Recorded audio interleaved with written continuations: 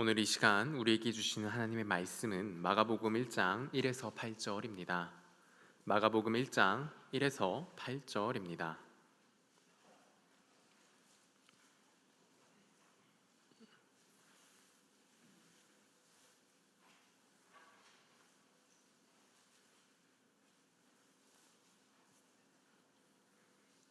마가복음 1장 1에서 8절 한 절씩 교독하시겠습니다. 제가 먼저 읽겠습니다. 하나님의 아들 예수 그리스도의 복음의 시작이라.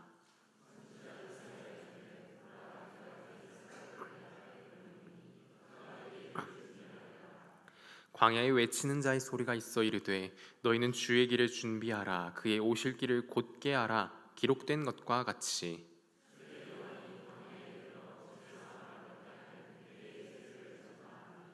온 유대 지방과 예루살렘 사람이 다 나아가 자기 죄를 자복하고 요단강에서 그에게 세례를 받더라.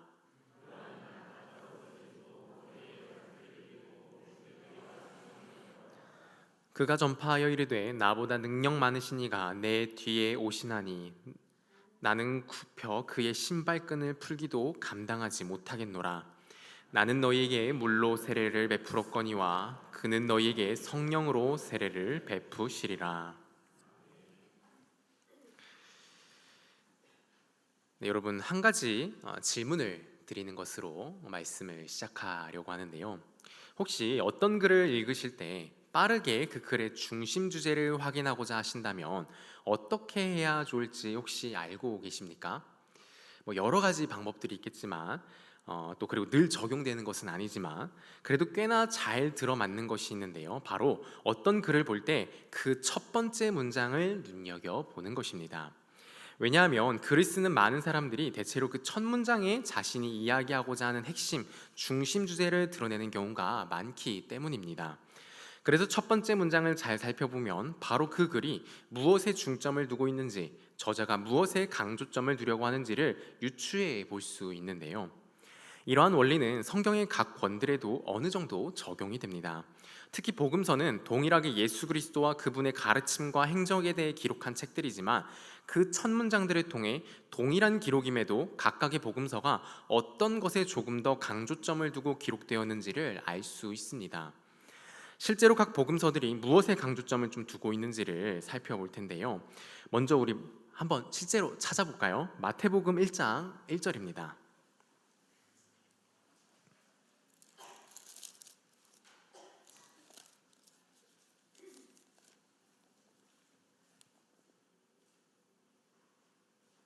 마태복음 1장 1절인데요. 함께 읽어볼까요? 시작.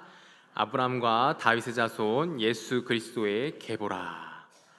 여러분, 이를 통해 우리는요, 이 마태복음은 예수 그리스도가 구약에 예언된 그 그리스도이심을 강조하고 있다. 그리고 그것을 보여주고자 한다라는 것을 우리는 요 첫 문장을 통해서 유추해 볼 수 있습니다. 다음은 요한복음 1장 1절인데요. 요한복음 1장 1절입니다. 이것도 한번 찾아보시죠.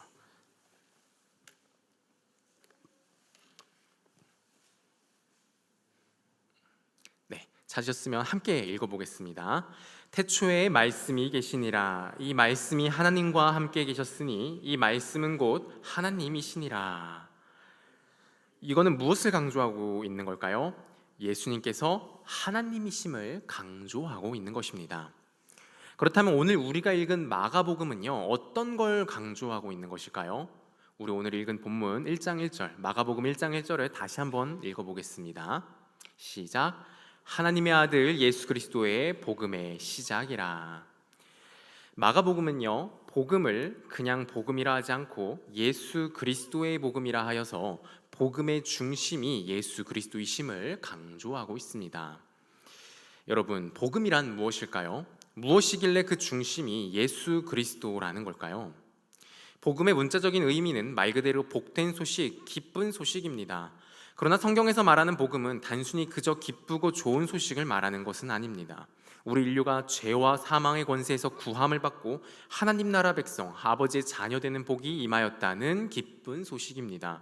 그리고 마가는 이 복이 우리에게 임한 그 중심이 바로 예수 그리스도시라는 것을 강조하고 있습니다. 이렇게 마가는 복음이란 하나님의 아들 예수 그리스도의 복음이라는 것을 선언함으로 복음서를 시작하고 있습니다. 그리고 이 선언과 함께 그가 즉시로 제시하는 것은 선지자 이사야의 글인데요, 본문 2절과 3절인데요, 이것도 한번 함께 보실까요? 제가 읽어드리겠습니다. 선지자 이사야의 글에 보라, 내가 내 사자를 내 앞에 보내노니 그가 내 길을 준비하리라. 광야에 외치는 자의 소리가 있어 이르되 너희는 주의 길을 준비하라. 그의 오실 길을 곧게 하라. 이 2절과 3절은 각각 말라기와 이사야 말씀을 인용한 것인데 모두 길을 닦고 길을 예비하는 것에 대해 말하고 있습니다. 여러분, 길입니다. 우리 인류에게 복음이란, 곧 기쁜 소식이란 이 길이 다시 세워지는 것에 있습니다. 본래 우리 인간은 하나님과 함께하고 있었습니다. 길이란 것은 애초에 필요하지 않았던 상태였죠. 그런데요, 이 인간이 하나님을 거역하고 자기의 길을 가겠다며 멀리 가버렸습니다.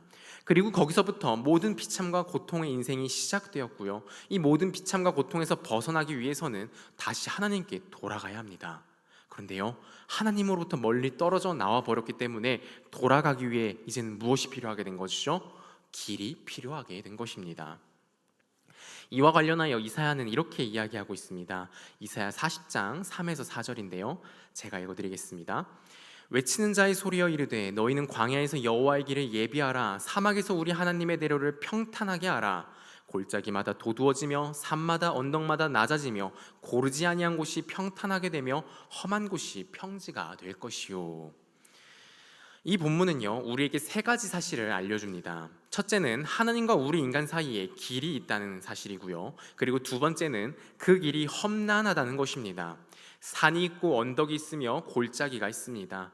그 길을 건너기란 아주 어렵고 힘이 듭니다. 그래서 우리 인간은 이 길을 건너가기를 포기합니다. 그리고 사탄과 세상이라는 쉽고 넓은 길로 몰려갑니다. 거기서 자신의 고통과 비참의 문제를 해결하고자, 거기서 자신의 행복을 찾고자 하나같이 그 넓은 길들로 걸어갑니다. 그런데 결국 그 모든 길들은 또 다른 고통과 비참으로 이끌 뿐입니다. 사탄과 세상은 이야기합니다. 하나님을 향한 길을 보라며, 저렇게 좁고 험한 길로 가면 무슨 기쁨과 무슨 행복이 있겠냐며, 가면 그저 고생하고 더 힘들어질 뿐이라고 이야기합니다. 그리고 반대로 저 넓은 길이 우리로 기쁨과 행복을 얻을 수 있는 길이라며 그 넓고 평탄한 길을 가라고 합니다. 이것이 바로 모든 인간들이 계속해서 하나님이 아니라 세상이라는 넓은 길로 향하는 이유입니다. 어찌 보면 너무나 당연합니다. 하나님을 향한 길은 산이 막고 있고 골짜기가 그 길을 끊어내고 있습니다. 도무지 갈 수 있는 길로 보이지가 않는 것이죠. 그래서 인간은 그 길을 가기를 포기해버립니다. 도무지 가려고 하지를 않습니다. 그리고 설령 그 길을 가고자 해서 시작할지라도 나약한 인간은요, 그 길에 있는 작은 언덕도 넘지 못하고 지쳐 쓰러져 버립니다. 아무리 의지가 강하고 아무리 능력이 있는 인간이라 하더라도 그 길을 건너지 못합니다.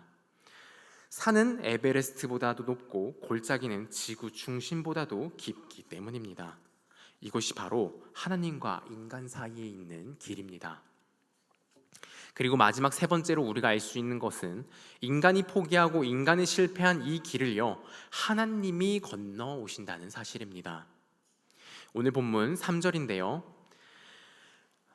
광야에 외치는 자의 소리가 있어 이르되 너희는 주의 길을 준비하라. 그의 오실 길을 곧게 하라. 그의 오실 길을 곧게 하라. 왜 광야에 외치는 자로 하여금 주의 길을 준비하고 길을 곧게 하라고 이야기하고 있는 걸까요? 바로 그의 오실 길이기 때문입니다. 주님이, 우리 하나님이 오실 길이기 때문에 그래서 길을 준비하고 곧게 하라고 하는 것입니다. 그래서 산과 골짜기를 깎아내고 골짜기를 메꿔 길을 평탄하게 하라는 것이죠. 여러분, 인간이 가기를 포기하고 인간이 가지 못한 그 길을, 그 헤아릴 수 없이 높은 산과 그 헤아릴 수 없이 깊은 골짜기가 있는 그 험난한 길을요, 하나님이 건너시겠다고 하시는 겁니다. 마가는 제일 먼저 복음이란 예수 그리스도의 복음이라고 선언하고 그것을 이해하기 위한 첫 번째로 바로 이 이사야의 말씀을 이야기하고 있습니다. 우리 인류에게 기쁜 소식은 하나님과 인간 사이의 길을, 험난하여 인간은 도무지 가지를 못하는 그 길을 하나님이 건너오신다는 것, 그것이 복음이라고 이야기하고 있습니다. 그리고 바로 이어서 마가는 무엇을 이야기해주고 있습니까? 세례 요한의 세례 사역과 예수님께서 세례 요한에게 세례 받으신 사건을 이야기하고 있습니다. 이를 통해 우리는 세례 요한의 세례 사역과 주님이 세례 받으신 사건이 바로 이 길을 평탄하게 하는 일과 아주 밀접한 관련이 있다는 걸 유추할 수 있습니다. 이사야서에서 예언하고 있는 이 길에 대한 이야기, 곧 주님이 오실 길을 곧게 하고 평탄하게 하는 이 일은 1차적으로 세례 요한이 세례를 베푸는 사역을 지칭합니다. 그런데요, 궁극적으로는요, 예수 그리스도께서 하실 일을 가리키고 있는 것인데요, 여기서의 세례는 우리가 일반적으로 머리에 물을 뿌리는 그런 간소화된 세례가 아닙니다. 당시 세례 요한이 행한 세례는 강에서 한 사람이 완전히 물속에 들어갔다가 나오는 것인데요, 이러한 세례가 보여주는 것은 한 사람이 완전히 죽고 새로운 존재로 다시 태어난다는 것을 상징합니다. 오늘 본문 4에서 5절도 한번 보겠는데요, 함께 읽어볼까요? 4절 5절입니다. 세례 요한이 광야에 이르러 죄사함을 받게 하는 회개의 세례를 전파하니 온 유대 지방과 예루살렘 사람이 다 나아가 자기 죄를 자복하고 요단강에서 그에게 세례를 받더라. 이 본문을 통해서 알 수 있듯이 4절에 보시면 뭐라고 이야기하고 있습니까? 죄사함을 받게 하는 회개의 세례. 그냥 세례가 아니라 어떤 세례라고요? 죄사함을 받게 하는 회개의 세례라고 합니다. 결국 이 세례는요, 자기 자신의 죄를 고백하는 사람, 자기가 죄인이라는 것을 인정하는 사람, 그 사람에게 죄인이 받는 거라는 걸 알 수 있습니다. 그런데요, 9절을 보면요, 이러한 세례를요, 예수 그리스도께서 받으셨다고 나와 있습니다. 여러분, 예수님은 어떤 분이십니까? 비록 인간의 몸을 입고 오셨을지언정 결국 그 어떤 죄도 있지 않으셨던 완전히 거룩하신 분이십니다. 여전히 하나님이십니다. 그럼에도요, 예수님께서는 세례를 받으셨습니다. 자신이 죄인이라 자처하시고 그래서 그 죄로 죽을 자라는 그 예식을 받아 버리셨습니다. 이는 예수님 자신이 친히 모든 인간을 대신하는 자리에 서셔서 자신이 죄인으로 여김을 받으시고 그리하여 자신이 죽음이라는 형벌을 대신 받아 자신이 죽으시겠다는 뜻입니다. 자신이 그걸 할 것이라고 그분은 자신의 공식적인 사역을 시작할 때에 아예 이 세례를 받으시고 시작하신 것입니다. 여러분, 한번 생각해 보십시오. 아주 작은 잘못이라도요, 내가 하지 않았습니다, 근데 내가 했다고 오해를 받거나 그런 취급을 받았다고 한번 생각해 보십시오. 여러분, 어떤 마음이 드십니까? 그것은 얼마나 큰 고통이 됩니까? 얼마나 분노가 차오르고 얼마나 억울한 감정이 솟아나와 그것이 얼마나 우리를 힘들게 합니까? 차라리 내가 잘못한 게 있다면, 정말 내가 잘못해서 내가 어려움을 당하는 것이라면 그러면 그래도 이렇게까지 억울하지는 않을 것입니다. 그런데요, 내가 하지 않았는데, 내가 잘못하지 않았는데 그 잘못한 자로 취급을 받는다는 것이, 하물며 그 대가를 내가 치루어야 한다면 정말 얼마나 기가 막히고 우러통이 터질까요? 우리 예수님께서는요, 아무런 잘못도 하지 않으셨으며 완전히 거룩하신 분이십니다. 그런데 무려 하나님 아버지께 반역한 자라는 죄를 자신의 죄로 삼으시겠다고 하십니다. 하나님을 거역한 반역자라는 취급을 대신 받으시겠다는 겁니다. 여러분, 작은 잘못도 아닙니다. 하나님께 범죄한, 신을 거역한, 죽어야 하는 그런 죄인의 자리에 본인이 서시겠다고 하시는 것이죠. 실제로 예수님은요, 정말로 자신이 죄인이 아니심에도 죄인이 되어서 자신이 그 모든 환난과 조롱과 고통을 당하시며 십자가에서 죽으셨습니다. 왜 그러셨습니까? 하나님이 오실 길을 예비하기 위해서입니다. 도무지 우리가 하나님께 가지 못하니 친히 하나님께서 우리에게 오시게 하기 위하여, 그리하여 우리를 구원하시고 복을 주시기 위하여 그렇게 하셨습니다. 길을 닦고 예비한다는 것은 길에 있어 높이 튀어나와 길을 막고 있는 것을 깎아 낮아지게 하고, 들어가 깊게 파여 있어 길을 끊어놓고 있는 것을 메꾸고 높여 길을 평탄하게 하는 걸 말합니다. 바로 이 일을 예수께서 행하셨습니다. 하나님이라는 지고한 존재가요, 인간의 몸이라는 비참과 한계 안에 오심으로 자기 자신을 낮추셨습니다. 그리고 예수께서는 친히 자신이 세례를 받으시면서까지 죄인의 자리로 낮아지셨습니다. 그리고 결코 죽으실 이유가 없으며 죽으실 수 없으신 분이 사망이라는 음부에까지 내려가 낮아지셨습니다. 그리고 그 찢으신 몸과 흘리신 피로요, 깊이 패어있는 골짜기들을 메워주셨습니다. 그리고 부활하여 영광의 육신을 가지고 하늘 보좌로 올라가셨습니다. 이렇게 예수님께서는 친히 자신의 육신을 내던져 높이 솟아있는 산과 언덕을 부수시고 패여있고 끊어져 있는 길은 직접 부순 자신의 육신과 피로 메꾸시는 방식으로 그 길을 닦으시고 그렇게 그 길을 완성하셨습니다. 여러분, 이 길이 어떤 길입니까? 바로 복의 근원이신 하나님과 우리를 연결하는 복의 길입니다. 하나님이신 예수께서 자기 자신의 몸을 죽여 세우신 복의 길입니다. 예수 그리스도가 바로 이 복의 길입니다. 이 길을 통하여 복이신 하나님이 오십니다. 그리고 우리를 붙들고 이 길을 통하여 다시금 하나님 나라 처소로 우리를 데려가고 계십니다. 그리스도께서 낮아지시고 높아지신 그 길을 우리도 걸어가게 하십니다. 제일 먼저는 우리의 옛 자아를 죽게 하시고 그리스도의 새로운 몸으로 다시 태어나게 하십니다. 그리고 계속해서 우리의 교만과 악독을 깎아내시고 계속해서 우리에게 거룩하고 존귀하며 선하신 것들을 채우사 거룩한 하나님의 자녀로 완성해 나가십니다. 이 일은 우리가 완전히 하나님 아빠의 나라에 들어갈 때까지 계속됩니다. 우리는 그렇게 우리 안에서 깎아내야 할 것들을 깎아내고 채워내야 할 것들을 채워나감으로 하나님 나라에 더욱 합당한 하나님의 자녀로 완성되어져 갑니다. 끊임없이 나는 죽고 주가 살며 나의 악과 비참은 죽고 하나님의 선하심이 채워지며 그렇게 하나님의 처소라는 영원히 하나님과 즐거워함이라는 그 복된 자리로 인도되어 가는 것입니다. 하나님을 만나셨습니까? 그리하여 예수 그리스도를 믿고 그분을 따르고 계십니까?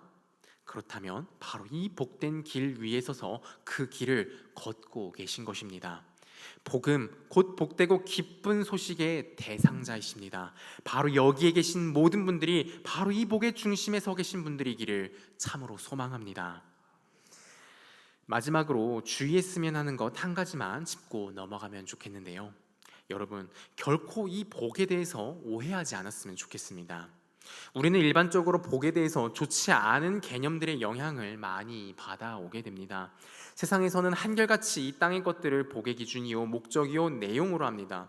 어떤 이는 재물을, 어떤 이는 명예를, 어떤 이는 권력을 추구합니다. 요즘에는 자신은 재물도 명예도 권력도 관심 없고 그저 정말 소소한 행복과 즐거움을 추구한다고, 그렇게 자신은 그렇게까지 세상의 욕망에 얽매여 있지 않다고 자부하는 분들도 있습니다. 그런데 여러분, 이러한 사람들만큼 쾌락에 집착하는 사람들도 없습니다. 교회에서는 어떻습니까? 하나님께 복을 받아야 한다고 말하면서 세상 사람들과 전혀 다를 바 없는 것들을 하나님께 구하고 있지는 않습니까? 자기 자신의 물질, 자기 자신의 실력, 자기 자신의 성공, 자기 자신의 안락함을 구하는 것으로 자신의 기도가 다 뒤덮여 있지는 않으십니까? 사실 우리가 정말로 구해야 하는 유일한 것은 오직 예수 그리스도, 그 중심에 늘 붙들려 있는 것입니다. 예수 그리스도가 바로 복음의 중심이요 모든 복의 근원 되시는 하나님께로 인도하는 유일한 길이시기 때문입니다. 하나님께 나아가 하나님의 모든 복을 받아 누리고자 하십니까? 이것을 정말 원하고 소망하십니까? 그러면 예수 그리스도께 있어야 합니다.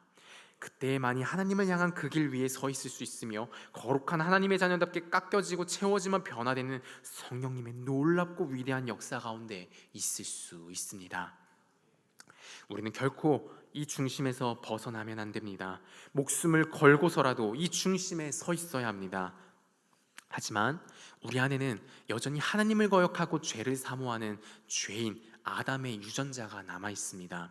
이것이 우리로 하여금 끊임없이 그리스도로부터 벗어나게 합니다. 기껏 하나님을 향해 나아가던 걸음을 돌려 다시 세상을 향해 나아가게 합니다. 그런데 또 그리스도인은 그 영혼의 중심에 하나님을 향한 사랑이 심겨진 자들입니다. 하나님을 사랑하는 자로서 어찌 그 죄로 치우치는 자신을 내버려 둘 수 있겠습니까? 그래서요, 이 세상 살아가는 동안 우리 안에서는 이 죄와의 싸움이 있게 되는 것입니다. 그런데요, 이러한 투쟁 가운데서 어떤 사람들은 그냥 계속해서 자기 자신을 패배 가운데에 두는 사람들이 있습니다. 자기 자신의 죄성이 그리스도로부터 자기 자신을 멀어지게 하는데 계속해서 멀어지게 두는 사람들이 있습니다.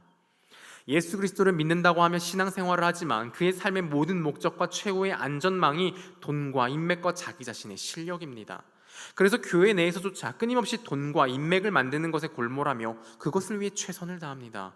그렇게 이것을 위하여 교회를 이용하기까지 하죠. 세상에서뿐 아니라 교회에서조차, 그리스도인들이라는 사람들이 모인 그곳에서조차 말씀은커녕 어떻게 하면 재산을 안전하게 지키고 더 불릴 수 있는지 논의하고 정보를 공유하는 말들로 가득하기도 합니다. 저는 아직 우리 성도님들이 어떤 말씀들을 하시는지 저는 모릅니다. 우리 교회 성도님들 가운데 누군가를 특정하여서 특정한 누군가를 비난하고자 제가 이러한 말씀을 드리는 것은 아닙니다.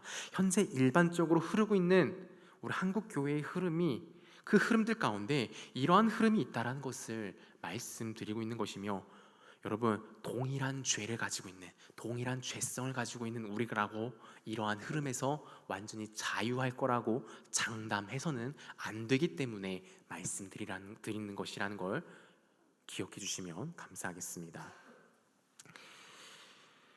물론 우리는요, 세상을 살아가고 있기에 이러한 현실적인 이야기들을 할 수 있고요, 또 필요에 따라서 해야 합니다. 이것이 무조건 나쁜 것이고 하면 안 되는 것은 아닙니다. 그런데 여러분, 문제는요, 거의 이러한 말들만 한다는 것이 비극인 것입니다. 하나님을 사랑하는 그리스도인이라는 자들이 교회에 모였음에도요, 세상의 것에 대한 이야기만 한다는 것입니다.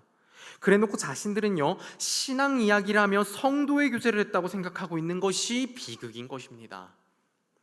교인들끼리 모여 다른 교인에 대해 이야기하면 그것 자체가 신앙 이야기는 아닙니다. 누가 옷을 어떻게 입고 왔는데 그것이 잘 어울리더라 혹은 이상하더라, 그런 것이 신앙 얘기가 아닙니다. 다른 어떤 성도의 자녀가 대학에 어디를 들어갔더라, 취직을 어디 했다더라, 결혼을 어떤 사람과 했다더라, 그런 것이 신앙 이야기가 아닙니다. 교회당이 얼마를 어떻게 들여 바꾸게 되었다든지, 심지어 어떤 성도가 교회에서 어떤 일들을 맡게 되었다라는 것조차도 사실 그것 자체는 신앙 이야기가 아닙니다. 주의하셔야 합니다. 교인에 대한 어떤 이야기를 했다고, 교회에서 일어난 어떤 일에 대해 이야기했다고, 교회와 관련된 뭔가를 이야기했다고 그것 자체가 신앙 이야기가 아닐 수 있다는 겁니다. 그러한 말들만을 해놓고 자신은 신앙 이야기를 많이 하고 있고 성도의 교제를 충만하게 하고 있다 착각해서는 안 됩니다. 신앙 이야기는요, 하나님을 이야기하는 것입니다. 하나님 앞에 선 인간과 자신에 대해 이야기하는 것입니다. 하나님이 그리스도와 성령을 통해 어떠한 일을 하셨는지를 이야기하는 것입니다. 그 가운데 나에게 어떠한 일이 일어났는지를 이야기하는 것입니다. 매일의 삶 가운데 그리스도를 붙들고 그리스도 가운데 있기 위하여 어떠한 어려움을 겪고 있는지 그 어려움과 슬픔을 나누는 것입니다. 그리고 그럼에도 누리게 되는 하나님의 평강과 기쁨을 이야기하는 것, 그것이 진정한 신앙 이야기입니다. 이것이 성도의 교제요, 이것이 참으로 우리가 그리스도께 붙들려 있게 하는 너무나도 중요한 방편 중에 하나입니다. 정말 다른 그 무엇이 아니라 오직 예수 그리스도, 오직 우리 삼위 하나님만이 우리의 생각의 중심, 말의 중심, 삶의 중심이 되기를 소망합니다. 이것이야말로 우리에게 나타나야 하는 참 그리스도인의 모습입니다. 그렇지만요, 우리가 참 부족한 죄인이다 보니요, 살다 보면 말로는 예수 그리스도를 가장 사랑하며 그분이 내 인생의 첫 번째 되는 분이라고 이야기하면서도요, 예수 그리스도를 많이 말하면서도요, 정작 내 마음 가운데 세상의 다른 것들을 품고 살아갈 때도 있습니다. 그렇지 않습니까? 정말 정직하게 우리 마음을 돌아본다면 그렇지 않습니까?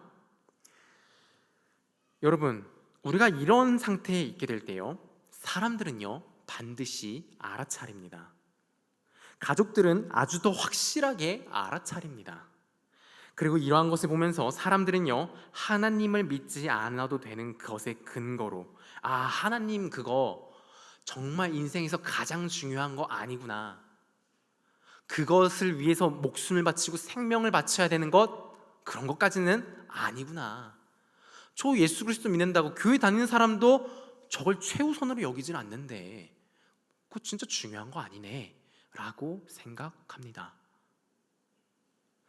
여러분, 근데요, 우리가 뭐 맨날 그렇게 했겠습니까? 때로는 우리도 정말 하나님을 위하여 그런 마음을 가지고 그런 식으로 신앙생활도 하고 살아가는 그런 모습을 보여냈을 겁니다. 그런데요, 우리가 이러한 모습을 보이는 그 순간 이 사람들은요, 꼭 그러한 것을 딱 낚아채서 바로 너무도 재빠르게 하나님을 믿지 않아도 되는 근거로 가져가 버린다는 것입니다.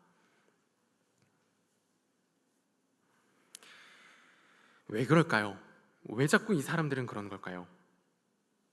그들 안에 있는 죄가 어떻게든 하나님을 부정할 수 있는 쪽으로 이끌어가고 있기 때문입니다. 죄는 하나님을 미워하는 마음이기 때문이죠.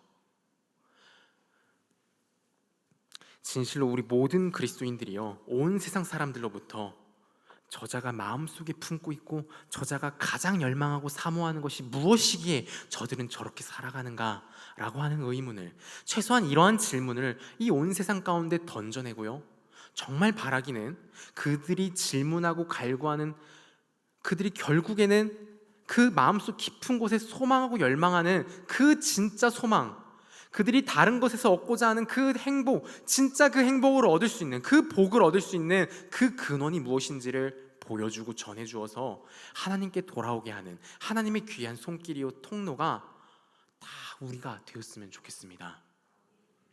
성도 여러분, 예수 그리스도는 세상이 창조될 때에 그 창조의 중심에 계셨습니다. 그리고 하나님께서 자기 자신을 이 세상에 알리실 때에도요, 예수 그리스도가 그 중심에 계셨습니다. 그리고 무엇보다 하나님이 우리를 찾아와 우리를 구원하실 그 길을 세우는 그 중심에 예수 그리스도가 계셨습니다. 그리고 우리가 그 길을 끝까지 걸어 마지막 날 새하늘과 새 땅에 들어가게 하는 그 일의 중심에도요, 예수 그리스도가 계십니다. 그렇게 우리가 예수 그리스도 가운데 있을 때에, 우리의 마음과 삶 가운데 예수 그리스도를 모셔드릴 때에 비로소 하나님을 바르게 알고 하나님의 자녀로서 받는 그 모든 복과 특권들을 바르게 충만하게 누릴 수 있습니다. 이보다도 더 강하게 풍성하게 복이 임하는 곳은 없습니다. 비록 우리가 아직 남아있는 죄성으로 인해 끊임없이 넘어지고 패배하기도 하지만 예수께 나아가는 것을 결코 포기하지 마시기 바랍니다. 우리가 죄인의 신분이었을 때에 우리를 위해 죽으셨던 예수께서 이제는 하나님의 자녀요 자신의 몸인 자들을 위해 중보하고 계십니다. 여러분, 우리가 죄인이었을 때, 정말 죽어 마땅한 존재였을 때, 정말 냄새나고 쓰레기 같은 그런 존재였을 때 예수 그리스도께서 우리를 위해 죽으셨습니다. 그런데 지금은 하나님의 자녀입니다. 그러한 자들을 위해서 우리 주 예수께서 우리를 위해 일하시지 않을까요? 우리를 포기하시는 일이 있을까요? 여러분, 우리가 아무리 죄에 넘어져 실패할지라도, 아무리 세상을 향해 다시 그 걸음을 걸어 아무리 다시 더러움 속에 들어가 스스로를 비참하게 했을지라도, 한 번 예수 그리스도라는 하나님을 향한 복의 길에 서게 한 자들은요, 결코 그 길에서 벗어나게 하지 않으십니다. 아무리 인간과 죄를 바라보며 그곳을 향해 나아갈지라도요, 주님께서는 결코 우리를 놓지 않으십니다. 결코 우리가 예수 그리스도라는 길 자체를 벗어나게 하지는 않으십니다. 어떻게요? 우리를 아예 예수 그리스도의 몸으로 하나 된 존재로 만들어 놓으심으로 벗어난다는 것은 불가능한 것으로 만들어 버리셨습니다. 이것이 우리의 위로요, 우리가 언제든 다시 하나님께 돌이키며 다시 하나님을 향해 나아가는 확신이요 근거입니다. 그리고 우리가 살아가는 이 인생을 얼마나 보람되고 얼마나 더 복되고 아름답게, 얼마나 더 충만한 평안과 기쁨을 누리다 가는지는 우리가 얼마나 성령님을 의지하여 예수 그리스도를 붙드느냐에 달려 있습니다.